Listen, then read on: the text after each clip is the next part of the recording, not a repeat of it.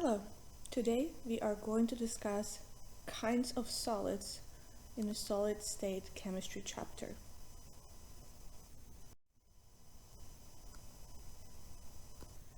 There are two kinds of solids, amorphous and crystalline.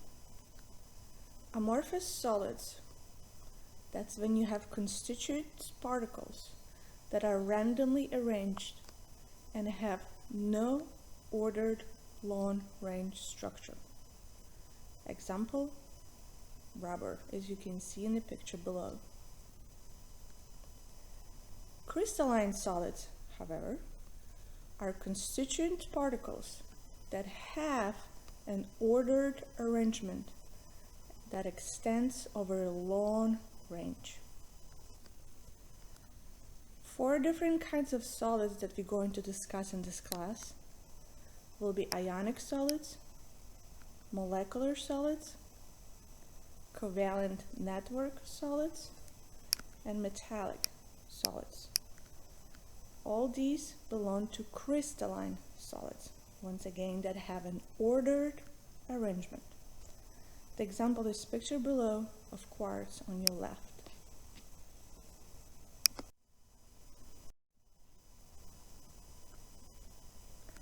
Ionic solids are particles or ions that are ordered in a regular three-dimensional arrangement and held together by ionic bonds. Ionic solids or crystals composed of organized ions. Usually, anions define identity of the unit cell. Anions that are negatively charged species, which means they gain an electron, become larger in size, and therefore they will define the identity of the unit cell. Cations, however, are positively charged species, become smaller in size, therefore they will come in and occupy holes between ions. Example is sodium chloride, as you can see on the picture below, when the green atoms, which is Cl-, are larger in size, while sodium plus cations are basically come in and place themselves inside of the holes. We will discuss ionic solids in the future in more detail.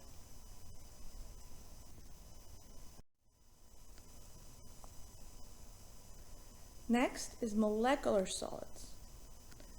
Molecular solids are particles or molecules that are held together by intermolecular forces. For example, ice, as you can see in the picture below. Ice consists of individual water molecules that are held together in a regular manner by hydrogen bonds.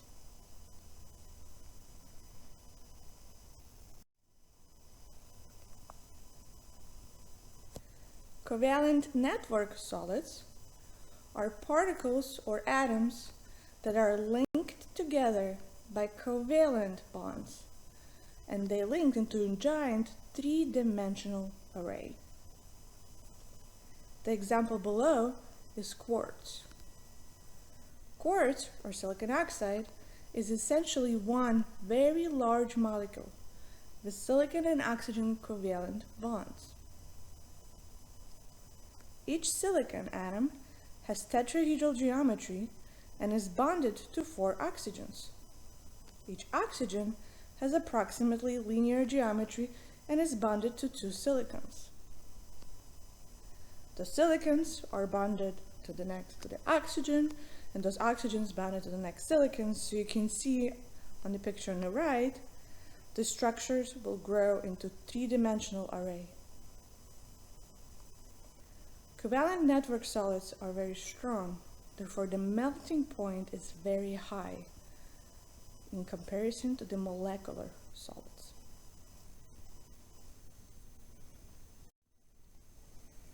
And lastly, metallic solids. Those are particles of metal atoms whose crystals have metallic properties such as electrical conductivity.